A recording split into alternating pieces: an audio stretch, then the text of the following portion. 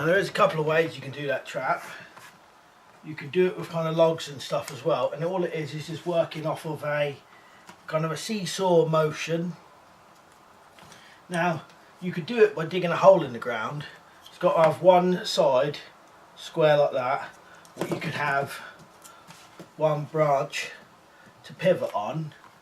Then you've just got one down the bottom there, so where that wants to go that way, this one stops it there.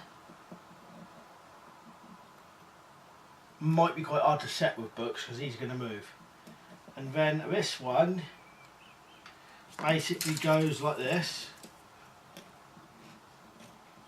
So that one's pushing that way, this one's pushing this way.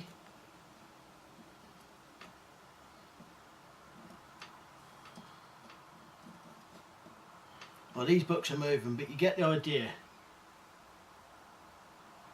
There you go. And then it's seesawing just there.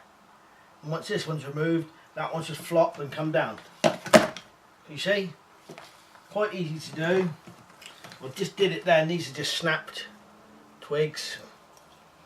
Like I said, several ways you could do it. You could do it with a box. Or anything kind of what resembles a box, or a hole dug in the ground, you could do it.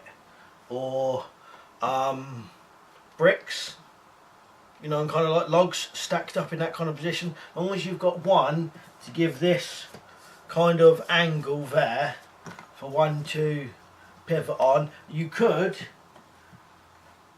to be honest, I think I've actually done this before, stuck a stick in the ground with a fork on it and had one pivot in like this. I actually think I have done a video of that one years ago. So you don't necessarily need that, you could do it like that.